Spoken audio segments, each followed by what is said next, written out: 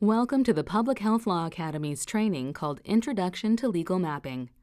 This training is brought to you by ChangeLab Solutions and the Centers for Disease Control and Prevention's Public Health Law program. ChangeLab Solutions is an Oakland, California-based nonprofit that creates innovative laws and policies to ensure everyday health for all, whether that's providing access to affordable, healthy food and beverages, creating safe opportunities for physical activity, or ensuring the freedom to enjoy smoke-free air and clean water. These solutions address all aspects of a just, vital, and thriving community, like food, housing, childcare, schools, transportation, public safety, jobs, and the environment. The mission of the CDC's Public Health Law Program, or PHLP, is to advance the use of law as a public health tool.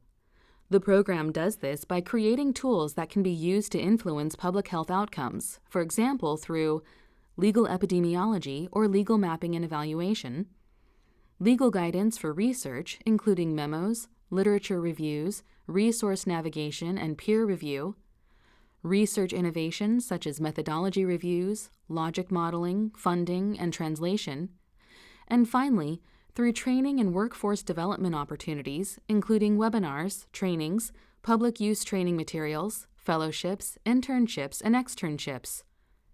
PHLP does all of this to serve CDC programs as well as state, tribal, local, and territorial communities. To submit a request or to learn more about public health law, you can visit the program's website at www.cdc.gov/PHLP. We also want to thank the Policy Surveillance Program of the Center for Public Health Law Research at Temple University Beasley School of Law for its contributions to the content development of this training. We want to remind you that the information provided in this training is for informational purposes only and does not constitute legal advice. ChangeLab Solutions does not enter into attorney-client relationships. ChangeLab Solutions is a nonpartisan, nonprofit organization that educates and informs the public through objective, nonpartisan analysis, study, and/or research. The primary purpose of this discussion is to address legal and/or policy options to improve public health. There is no intent to reflect a view on specific legislation. Further, while every effort has been made to verify the accuracy of these materials, legal authorities and requirements may vary from jurisdiction to jurisdiction. The contents of this presentation have not been formally disseminated by the Centers for Disease Control and Prevention and should not be construed to represent any agency determination or policy. Always seek the advice of an attorney or other qualified professional with any questions you may have regarding a legal matter. Individuals who work as public health practitioners, lawyers, and policy experts in the field of legal epidemiology need measurable skills to move their careers forward. The CDC's Public Health Law Program developed the Legal Epidemiology Competency Model in 2018 to help reflect the practice and guide practitioners in career trajectories. This module of the Public Health Law Academy will cover the 4 tasks listed on this slide to build skills for entry-level or Tier 1 professionals in the field of legal epidemiology.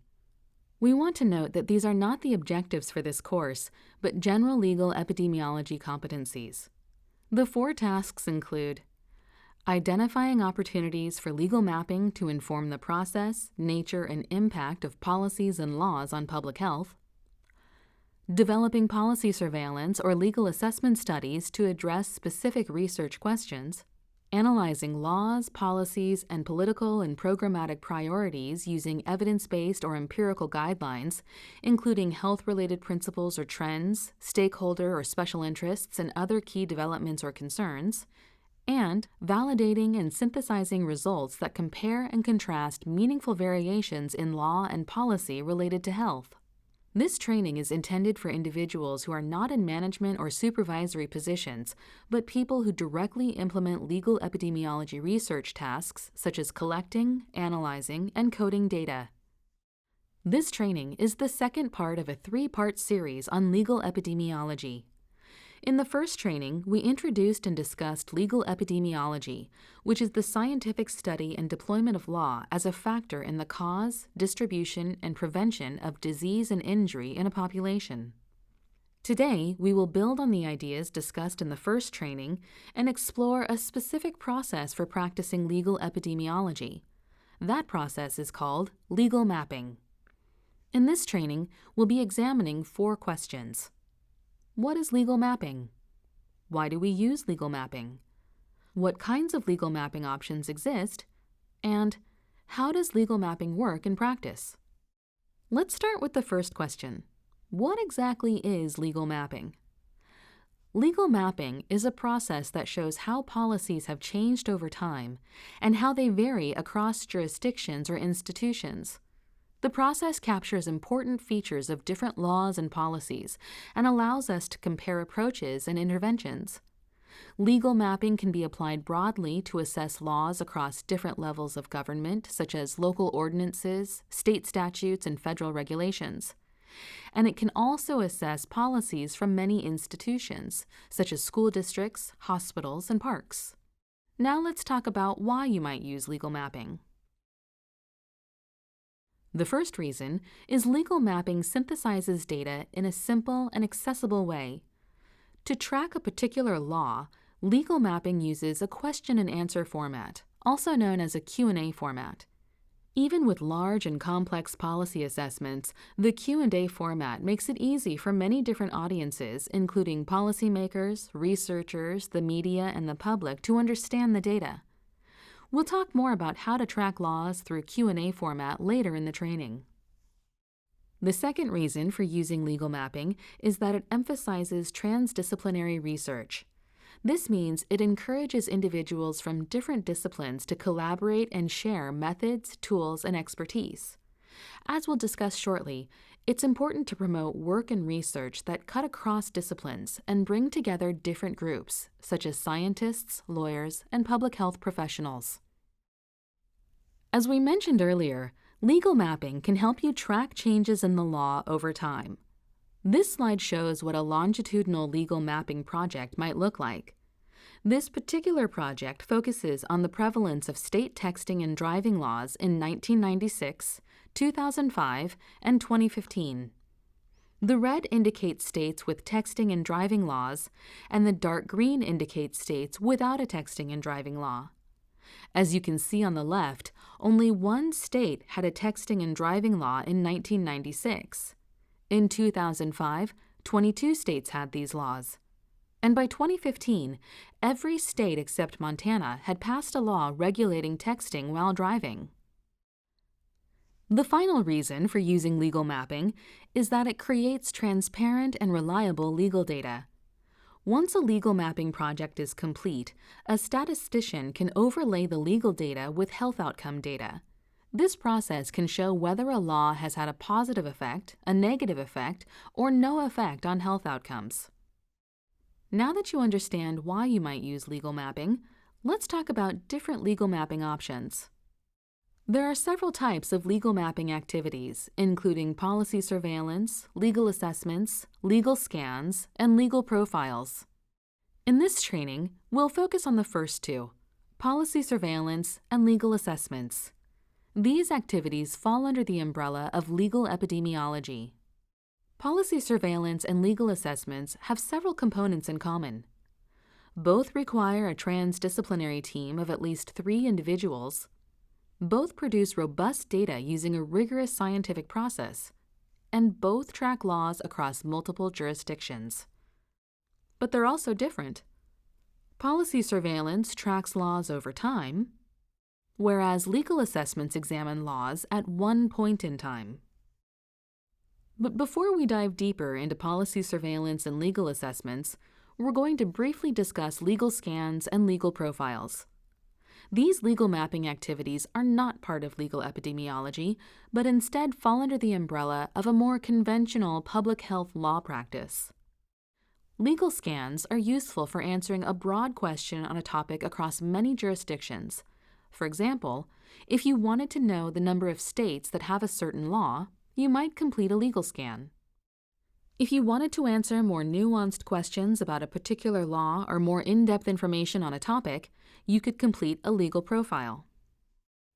As we mentioned at the beginning of this training, this series focuses on legal epidemiology, so we will not be discussing legal scans or legal profiles at length. But it is important to consider these legal mapping techniques because they may better fit your needs. To see how legal mapping works in practice, let's meet Wendy. Wendy has a master's degree in public health and works for her state's public health department. 2 neighboring states just passed distracted driving laws that regulate drivers' cell phone use while they drive. On top of her ever-growing workload, Wendy's boss has asked her to determine whether distracted driving laws have affected health outcomes since they were first passed. Wendy's hypothesis is that states with strict bans on cell phone use while driving have had a positive effect on public health. However, having a hunch is not enough. She needs to borrow from the scientific method and move from a hypothesis to a conclusion that is based in evidence. Wendy must transform her hunch that distracted driving laws are positively affecting health into a data-supported conclusion, such as, there are fewer accidents caused by cell phone use in states with distracted driving laws. So how does Wendy, a public health practitioner, determine whether distracted driving laws have had an impact on health? Should she A. use legal epidemiology methods like policy surveillance or legal assessments? Should she B. use public health law practices like legal scans or legal profiles? Or should she C. take a long vacation? In order to decide, Wendy needs to understand the differences between the legal mapping options. As you may recall, there are several kinds of legal mapping. To pick the best technique for her project, Wendy must determine what kind of information she's trying to collect and whether she's trying to track laws across multiple jurisdictions over time or at one specific point in time. Because Wendy must examine how laws affect health, she needs to use methods that collate complex data. She must go through Door A and use legal epidemiology. It is important to note that conducting policy surveillance or a legal assessment is just the first step. To learn about the effects of distracted driving laws on health, Wendy must perform legal epidemiology methods and then have a statistician or researcher study the health outcomes. To learn more about advanced legal epidemiology methods, please see the 3rd training in this series, which is also part of the Public Health Law Academy. So Wendy discovers she must use legal epidemiology for this project. To get started, she reviews her notes from the 1st training in this series. Her notes remind her that legal epidemiology is the scientific study and deployment of law as a factor in the cause, distribution, and prevention of disease and injury in a population. Legal epidemiology is created for research, and it uses transparent scientific methods and rigorous quality control. Next, she must choose a study design. Based on what you learned earlier, which of these 2 models of legal epidemiology mapping should Wendy use? Policy surveillance or legal assessment? Here's a hint. Remember that Wendy's boss asked her to report on the effects of these laws since they were first passed. This means she needs to create a longitudinal legal data set. If you said Wendy must conduct policy surveillance for this task, that's correct. To get started, Wendy must assemble her team. Remember, legal epidemiology requires people from different disciplines to collaborate, share tools, and combine expertise. At least 2 team members should be lawyers or know how to conduct legal research, which includes reading statutes and regulations. She will also need people who can design and conduct quantitative and qualitative research and who understand the ins and outs of the public health and legal systems. To understand what Wendy should do next, let's dive into the step-by-step process for conducting a policy surveillance project. As you have probably guessed at this point, policy surveillance is a non-linear process. However, legal assessments do follow the same general process. In total, there are 8 discrete but iterative steps depicted in the wheel. We are going to explore them one by one. It's important to remember quality control measures are implemented throughout the entire process. Starting at the top and moving clockwise, the 8 steps are 1. Defining the scope. 2. conducting background research. 3. Developing coding questions. 4. Collecting the law. 5. Creating the legal text. 6. Coding the law. 7. Publication and dissemination. And finally, 8. Tracking and updating the law. Determining what to include in a project is what we call scoping. This is the initial step in the process. It helps identify the question or questions the dataset is looking to answer and outlines the parameters of the project. Let's use Wendy's project to answer some common scoping questions. We'll start with the first question. What is the goal of the project? Wendy's team needs to create legal data that can be used with health outcomes data to determine what effect, if any, do distracted driving laws have on health. Who is the audience? In this case, the audience is Wendy's boss, the public health department, and policymakers in her state. Citizens of her state may be an audience as well if the findings ultimately become public. Are the laws readily accessible? Wendy's office has limited access to traditional legal databases, such as Westlaw, Lexis, and Bloomberg. However, Wendy knows from a lawyer on her team that the distracted driving laws for each state can be found on each state legislature's website. Do we have the resources we need to do this? Wendy will be supervising 2 junior staff attorneys on this project. Once they finish the legal data set, Wendy will then hand the data over to the statistician in her office, who will evaluate the legal data against public health outcome data regarding car crashes. After the statistician determines whether there is a significant relationship between the data sets, Wendy will summarize the findings in a report. Is this data set going to be cross-sectional or longitudinal? As previously discussed, Wendy needs to complete a longitudinal project in the form of policy surveillance because she needs to know the effects of distracted driving laws over time. It is important to remember that the scoping process is iterative. It repeats and refines itself as you work through the project.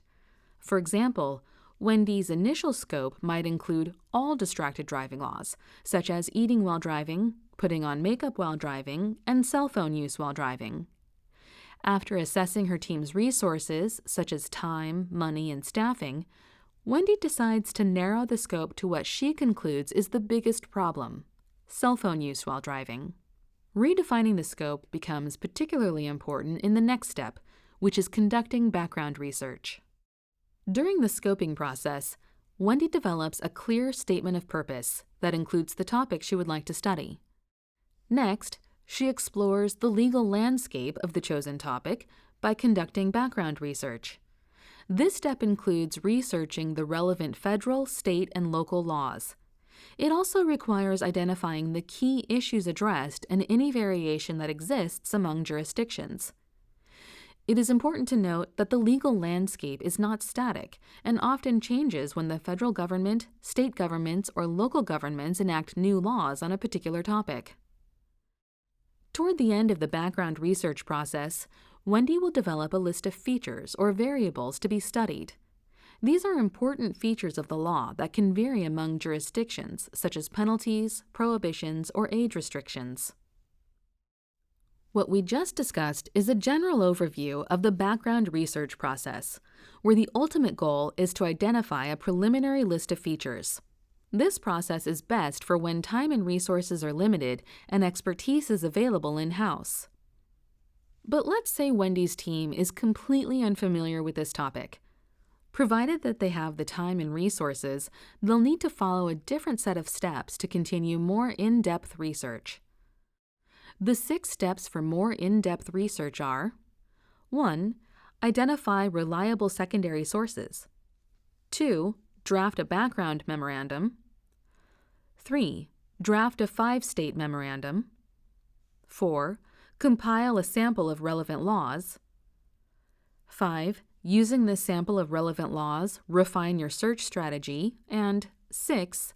List preliminary features of the law. What's important to note here is that background research does not simply seek to collect laws, but to also identify important policy questions.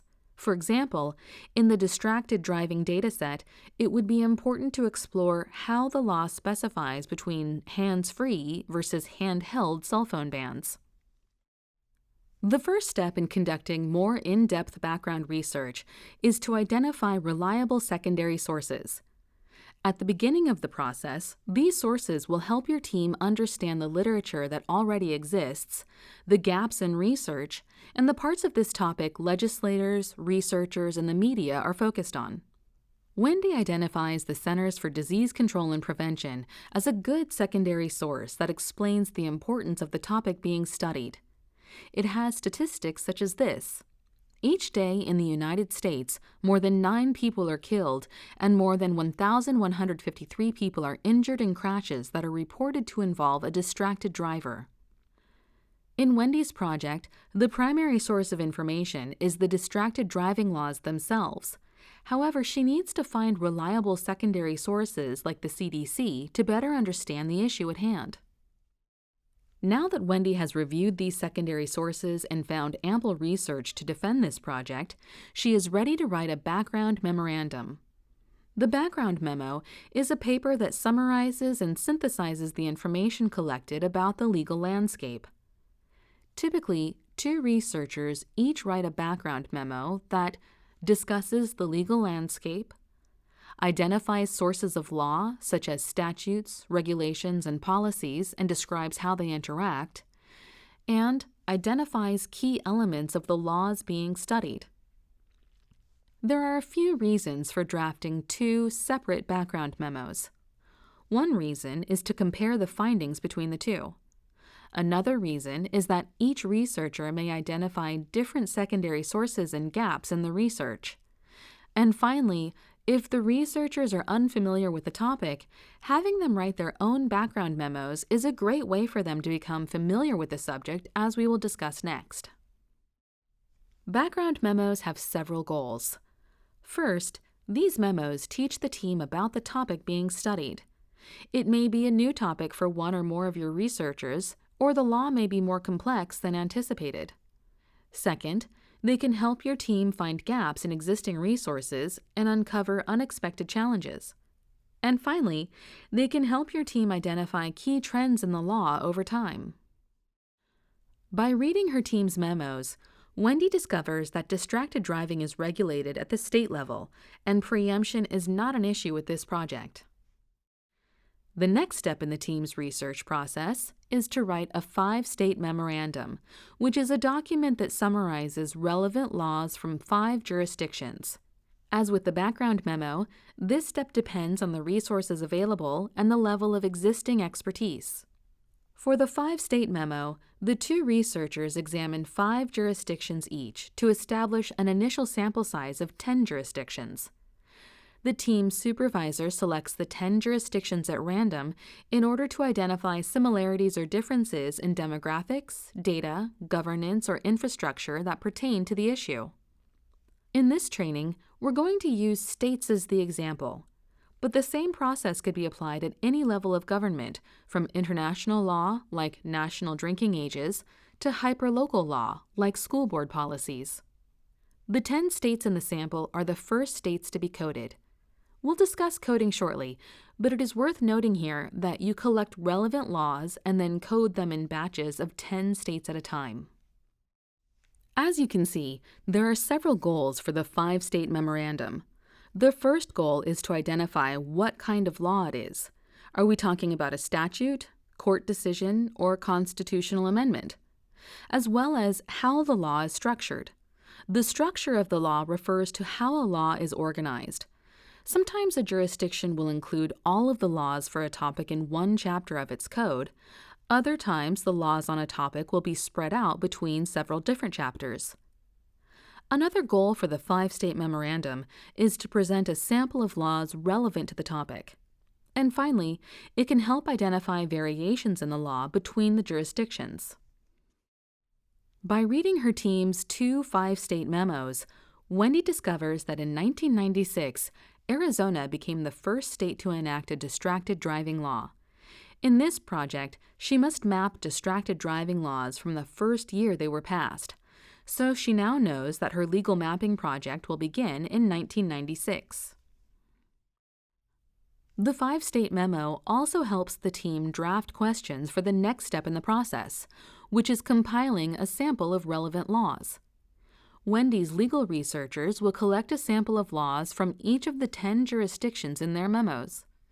The researchers can use this sample of laws to understand what the laws have in common and how they differ, observe patterns and trends across jurisdictions and over time, and look for relevant provisions that appear to have made an impact.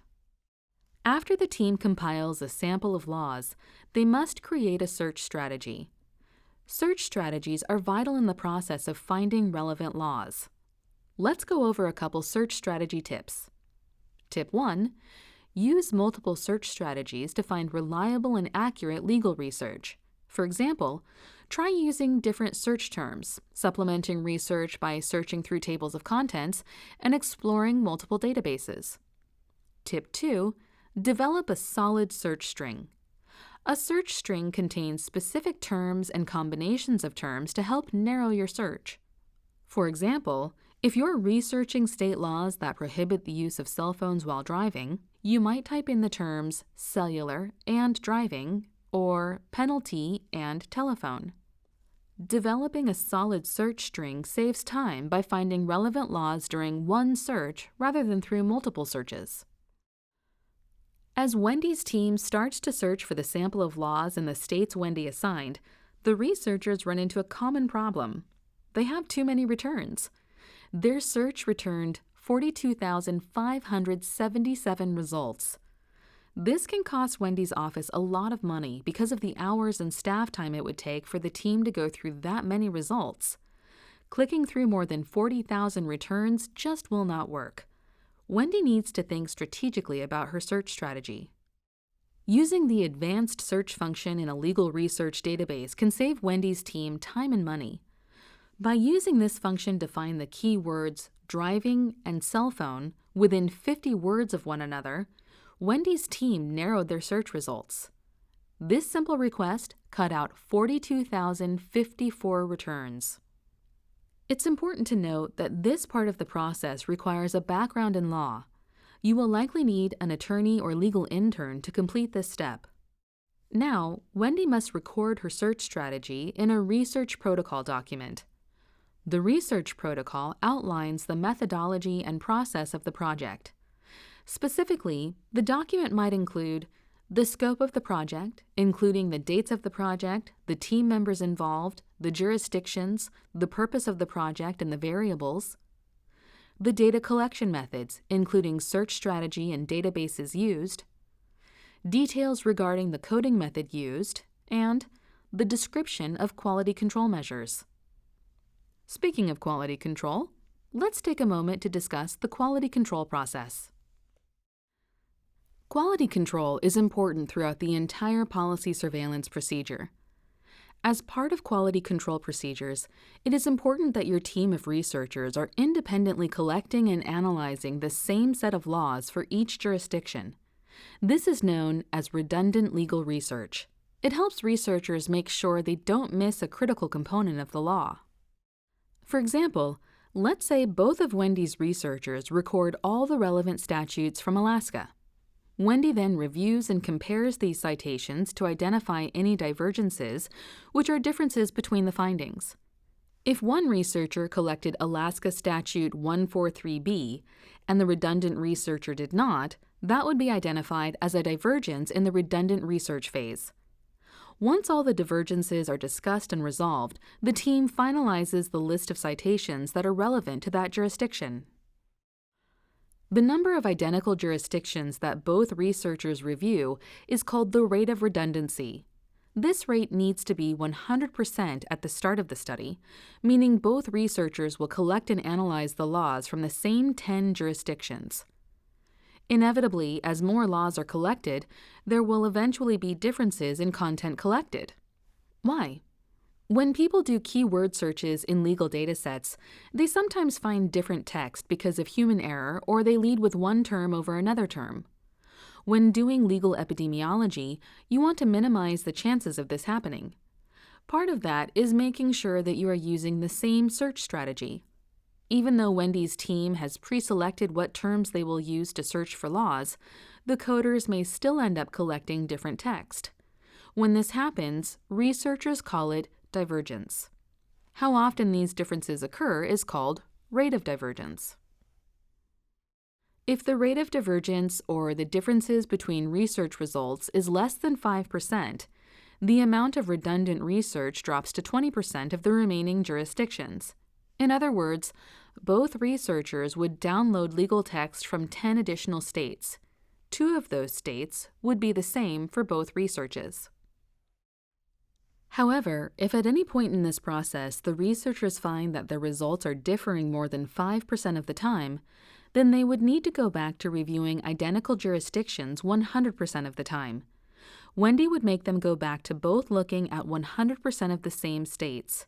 In other words, the next 10 states that Wendy assigned would be the same for both researchers. Features, which are also known as variables in some practice settings, are the important attributes of the law that can vary from state to state. After resolving divergences, Wendy must identify features from the final sample of laws reviewed. She may start with a long list of features. For example, she may initially find that the laws vary by what devices they prohibit, handheld cell phones versus hands-free cell phones, what behavior they prohibit, talking on the phone versus texting, what age of driver the law applies to, what the person's driving record is, what kind of drivers does the law apply to, does it extend to people who operate semi-trucks or only to people who drive standard-size vehicles like a 4-door sedan, and what the penalties are for distracted driving. By doing some background research, she can narrow the scope of this project and remove some of these features from her analysis. For instance, she may find that existing research or outcome data suggests that hands-free devices result in fewer crashes.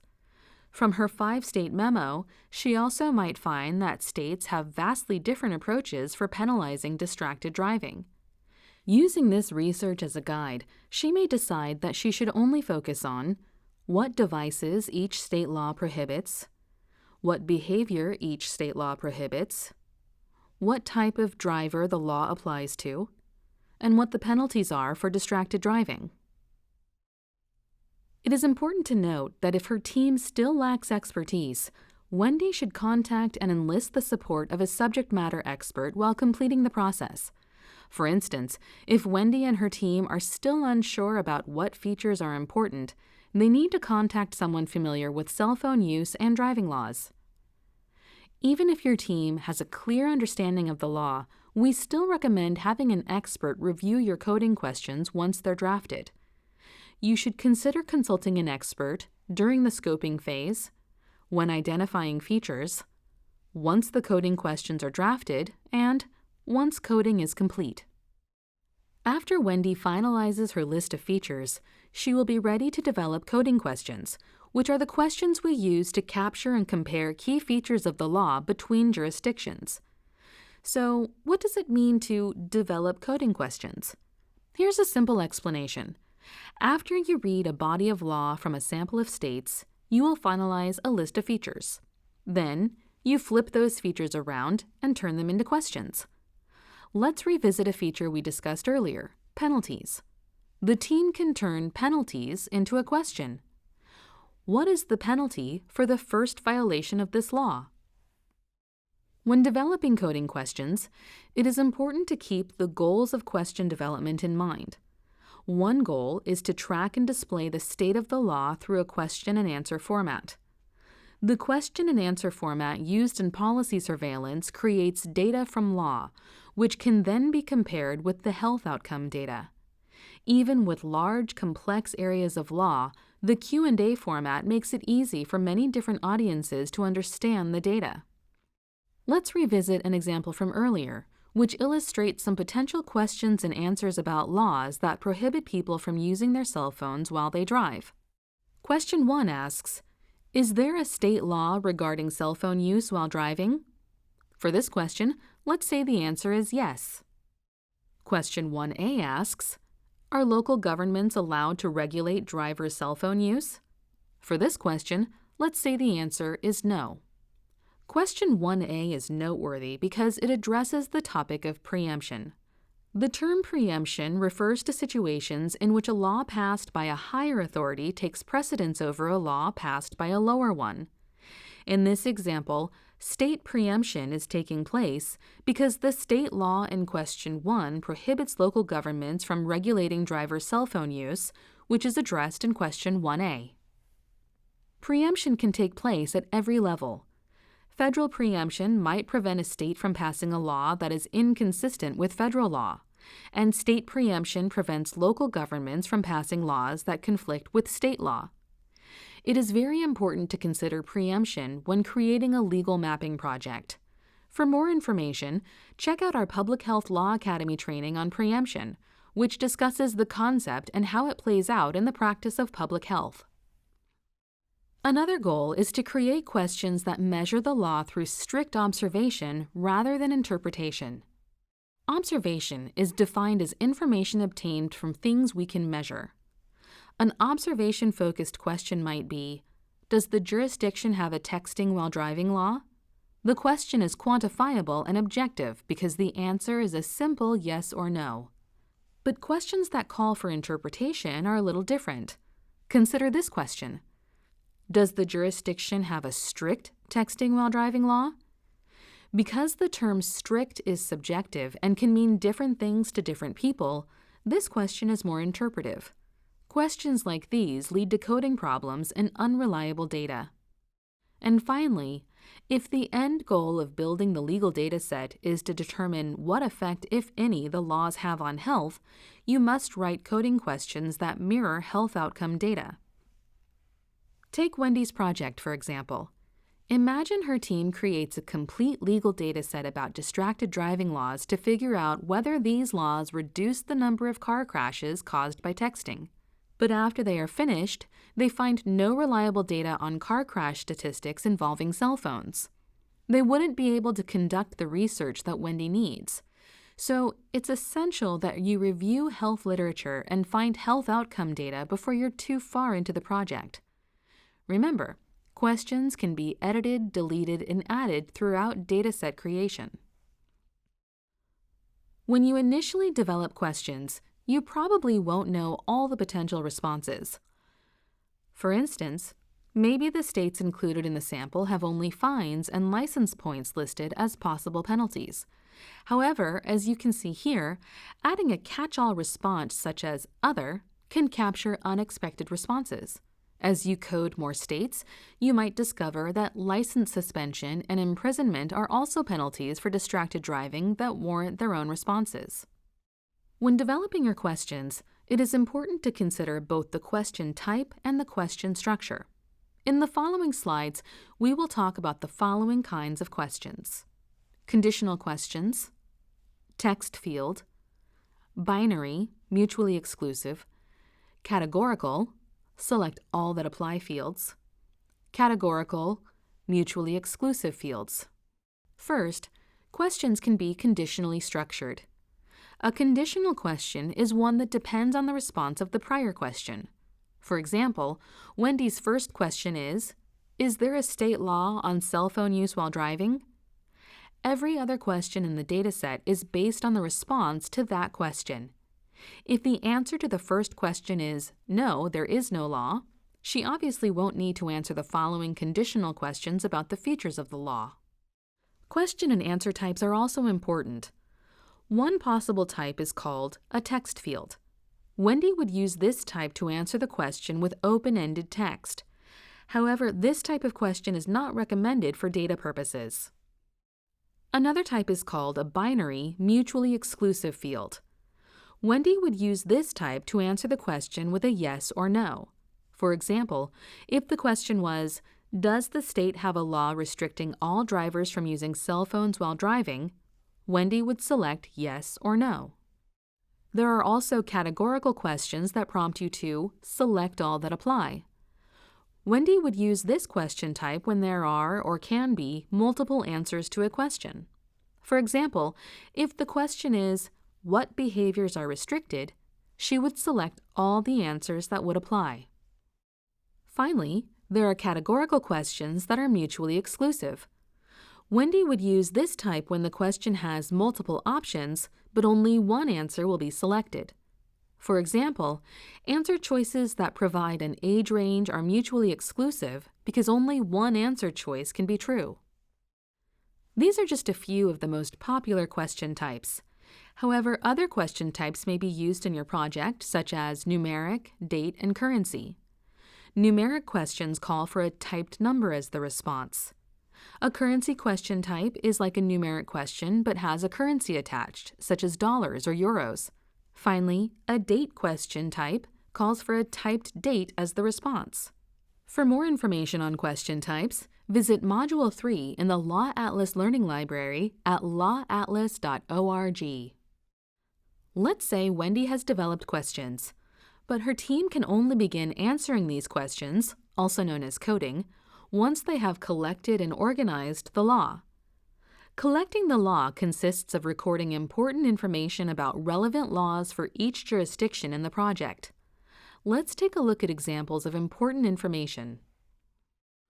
One piece of important information is the legal citation, depicted here as New Jersey Statutes, Title 39, Subtitle 1, Chapter 4, Section 97.3, Use of hands-free and handheld wireless communication devices while driving. The effective date is also important. The date the law went into effect is depicted here as July 1, 2014. The statutory history is also worth noting. The statutory history is the citations for each change in that law over time, depicted here as Legislative Session 2013, Chapter 70, Section 1. And of course, the body of the law itself. One practical matter to consider during this step is access. Access may also be addressed during the scoping phase. Consider these questions. Do you have access to the law? Is it readily available? And if so, do you have to pay for or request access to the source? Wendy answered these questions about access in the scoping phase of her project, and she knows that each state has a legislative website that contains the statutes she is interested in. She decides to pull her legal text from these sources because they don't require her to request access or pay a fee. When collecting laws, keep these important practice tips in mind. First, be sure to carefully review the terms of service from any legal databases used. And second, be sure to check for copyright restrictions on legal text. State legislative websites typically have a section that indicates any applicable copyright restrictions. Once Wendy's team collects the laws, they can begin to organize their relevant sections into legal texts. Because they're conducting a policy surveillance project, they will have multiple legal texts for one jurisdiction over a period of time. If they were doing a legal assessment, however, they would have one legal text for each jurisdiction for one point in time. For example, a team conducting a legal assessment of the 50 states and Washington, D.C. would ultimately have 51 legal texts. Remember, when Wendy first learned about the different legal epidemiology models, she realized she needed to use the policy surveillance process because she would be creating longitudinal legal data. She also decided to start her dataset from the year the first distracted driving law was passed because her office has car crash statistics from that year onward. Again, Wendy knows that Arizona passed the first law in 1996. So now her team must collect all relevant laws for each jurisdiction and organize these laws into legal texts from 1996 to today. With this information, she will have what she needs for her statistician to overlay 20 years of legal data with 20 years of car crash data. Based on the statutory history her researchers collected, Wendy knows that New Jersey's statute on fines was amended on July 1, 2014. This means that a new version of the legal text must be created for that change in the law. On July 1, 2014, the legal text changes from its July 2, 2010 version. In July 2014, the fines were increased, and a new structure to determine those fines was created. Coding the law refers to bringing question development and law collection together. Coding the law means using the text collected to answer the questions developed. The goal of coding is to read, observe, and record the law rather than read and interpret the law. This is because we want to create objective data that can be used for scientific study. With objective questions and a focus on observation, researchers will be less likely to introduce subjectivity while coding. Coding the law can be performed using several legal mapping tools. It is possible to code the law using a software program such as Microsoft Word or Excel, and there are some web-based tools that are designed specifically for coding legal questions. For policy surveillance projects, multiple versions of the law are coded for each jurisdiction to capture features of the law at different points in time. For legal assessments, researchers code the law once for each jurisdiction. With clear, objective questions, Wendy's researchers are flying through the coding process. Let's practice answering one of their coding questions. What behaviors are restricted while driving? Here's an excerpt from Alaska's law regulating the use of electronic devices while driving. Subsection A reads, "A person commits the crime of driving while texting, while communicating on a computer, or while a screen device is operating if the person is driving a motor vehicle and the person is reading or typing a text message or other non-voice message or communication on a cellular telephone, personal data assistant, computer, or any other similar means capable of providing a visual display that is in view of the driver in a normal driving position while the vehicle is in motion and while the person is driving." Based on that excerpt, what behaviors are restricted while driving in Alaska? A. Handheld electronic messaging. B. Handheld calling. C. Hands-free electronic messaging. Or D. Hands-free calling. As you might recall, Alaska restricts reading or typing a text message or other non-voice message or communication on a cellular telephone. So if you picked A, handheld electronic messaging, that is correct. As previously mentioned, the process is iterative. Questions, responses, inclusion and exclusion criteria, and the coding scheme can change as you code more jurisdictions. However, when making changes, be sure to record all changes in the research protocol.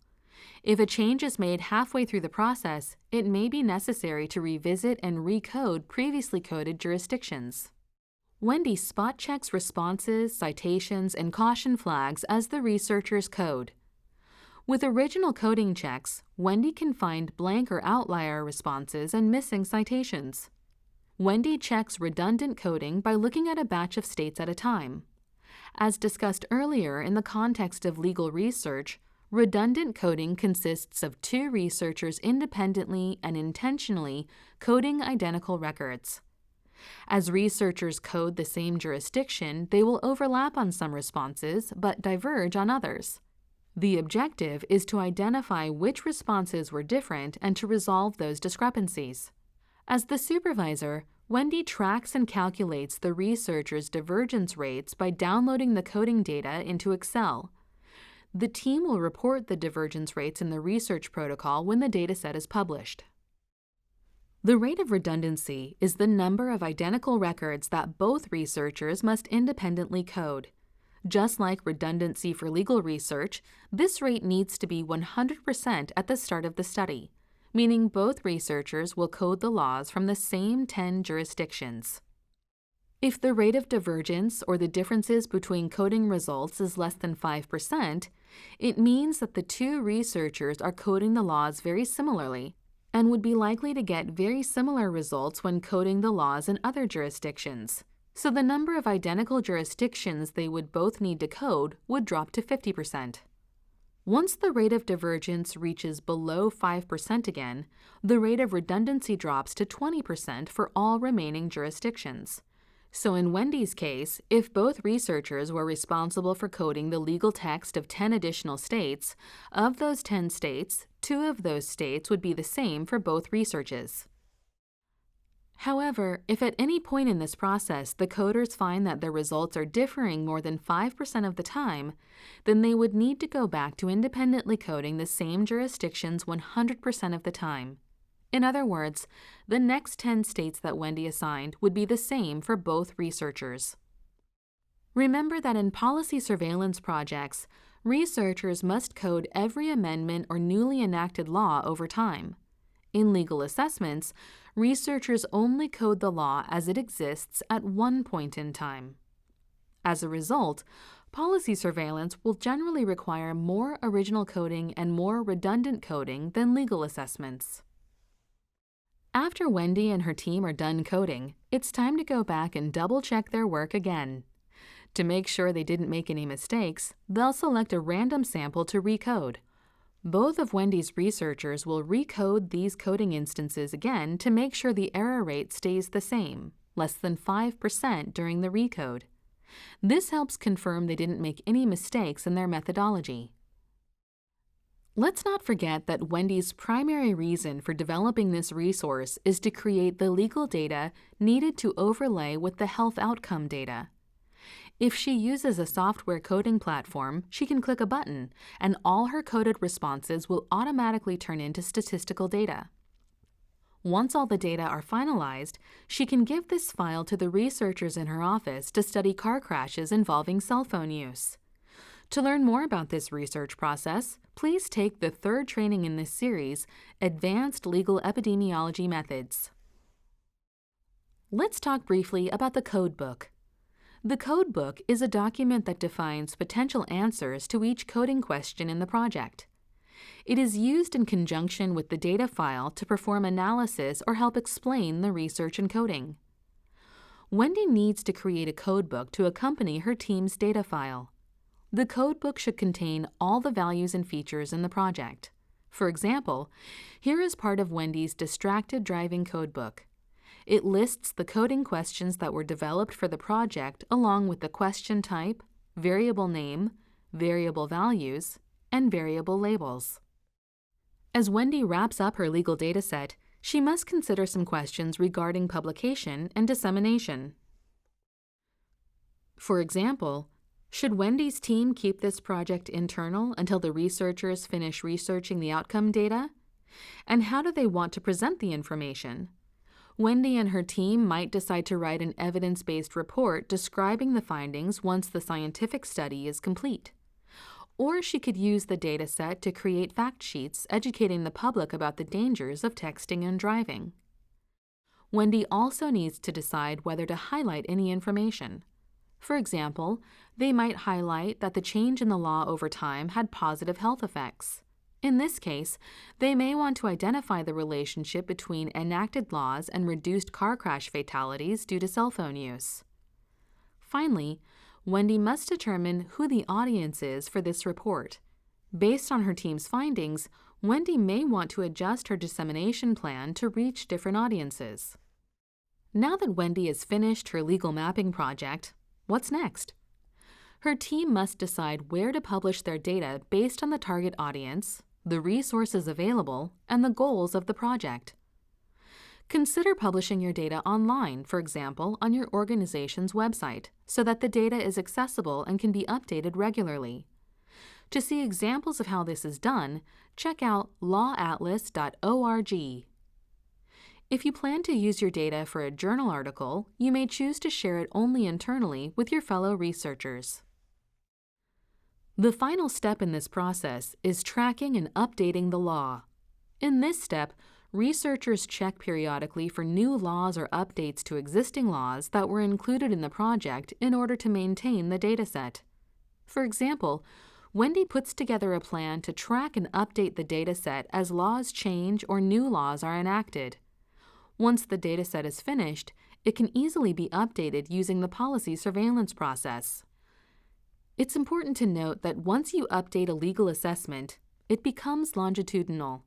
Your team can create a plan to update the dataset at regular intervals or monitor changes to the law using passive alerts on Google or a legal search engine.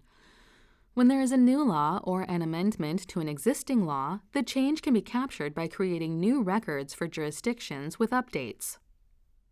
Wendy decides that based on her resources, she can do an active update of her project every 6 months, but she sets passive alerts to keep track of new laws as they come in. Legal mapping helped Wendy visualize the impact of laws and analyze trends over time.